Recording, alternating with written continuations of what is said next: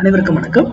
Pre market அனலைஸில் இன்னைக்கு எந்த strike எந்த விலைக்கு மேலே இருந்தால் மார்க்கெட் என்ன டைரக்ஷன் இருக்கிறதுக்கான வாய்ப்புகள் இருக்குது அப்படிங்கிறத பார்க்கலாம்.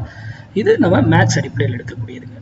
நாம் ஒரு ப்ரைஸ் செக்ஷனோ ஓப்பன் இன்ட்ரெஸ்ட்டோ அப்புறம் நியூஸோ ட்ரெண்ட் லைன்ஸோ பேட்டர்ன்ஸோ இதெல்லாம் பார்க்கறது கிடையாது. மேக்ஸுக்கு சர்டன் ரூல் அவ்வளோதான். அதை சார்ந்து மட்டுமே நம்ம வர்த்தகம் பண்ணுறோம். அப்போது மார்க்கெட்டை ஏன் இவர் market support and resistance value கொடுக்காம இதை கொடுக்குறாரு. இங்கே மார்க்கெட்டில் சப்போர்ட் எடுக்குன்னா ஏன்னா option buyer market support and ரெசிஸ்டன்ஸை வைத்து ட்ரேட் பண்ணக்கூடாது. ஏன்னா நமக்கு டைம் வேல்யூன்னு ஒன்று இருக்குங்க. அதில் நிறைய அடிபட்டுரும், ஹெவியாக லாஸ் ஆகிடுவோம் நம்ம. ஓகேங்களா? அப்போ அந்த இதுவே லாஸ் பண்ணக்கூடாது. அப்போ மார்க்கெட் சப்போர்ட் அண்ட் ரெசிஸ்டன்ஸில் பாரு, மார்க்கெட் ஒரு இடத்துல சப்போர்ட் இங்கே எடுக்குதுன்னா அங்கேயே இப்படி ஏறும் இறங்கும். ஆனால் அவங்க திருப்பி மின்னாகும், கரைஞ்சி கீழே போயிடும்.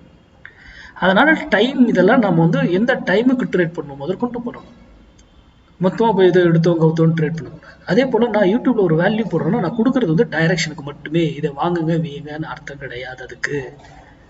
ஏன்னா உங்களால் இதை வச்சு வாங்கவும் முடியாது. இதை வச்சு நாங்கள் ஒரு அடிஷ்னல் தான், இதை வச்சு ட்ரேடே பண்ண மாட்டோம் நம்ம. புரிதுங்களா?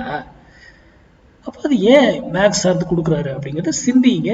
இந்த வீடியோனுடைய நோக்கமே சிந்தித்து நீங்களே ஓனாக ப்ராக்டிஸ் பண்ணி ட்ரேட் பண்ணலாம். நீங்கள் யார்கிட்டையும் கிளாஸ் போகணும் அவசியம் கிடையாது. ஓகேங்களா?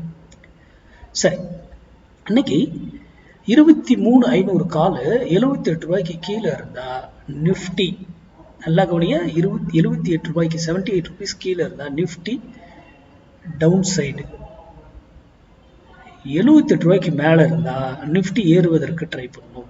நான் நல்லா கவனிச்சோங்க, நிஃப்டியினுடைய டைரக்ஷன் மட்டுமே சொல்கிறேன். அப்போ அது இங்க வரும் பொழுது உங்களுடைய முடிவு.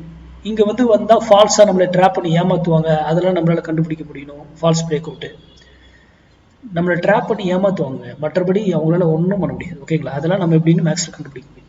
அப்போ இங்க வரும் பொழுது உங்க முடிவு எடுத்துக்கோங்க. அதே போல இங்கிருந்து ஒரு விலைக்கு போனா எதிர அது திரும்பணும், ஆர் அப் ஆகும். அதே போல கீழே ஒரு விலையில திரும்பணும், ஆர் டவுன் ஆகும். அப்போ ஒரு குறிப்பிட்ட விலை 1000 ஆயிட்டு எப்படி ஸ்டெப் பை ஸ்டெப்பா ஏறும், எப்படி இறங்கும், இதெல்லாம் நமக்கு தெரிந்திருக்கணும். அப்புறமா ட்ரேட் பண்ணுங்க. யூடியூப்ல யாரோ கொடுக்குறாங்கன்றதெல்லாம் நம்பாதீங்க, இன்க்ளூடிங் மீ. நான் கொடுக்குறது சேர்த்து தான். சரி, வருகிற 6ஆம் தேதி நம்மளுடைய option class, option position class தொடங்குது. இது இன்வெஸ்ட்மெண்ட் பேஸ்டுங்க. ஆல் மார்க்கெட்டுக்கு இது பொருந்தும். ஃபியூச்சரில் பண்ணுறவங்க எஜிங்கோட பண்ணலாம். இதனுடைய இன்னையிலிருந்து என்ரோல் பண்ணிக்கலாம். இது வரைக்கும் யாரையும் நான் என்ரோல் பண்ண அலோவ் பண்ணல. இன்னையிலிருந்து நீங்கள் விருப்பம் இருக்கிறவங்க என்ரோல் பண்ணிக்கலாம். நன்றி, வணக்கம், வாழ்க வளமுடன்.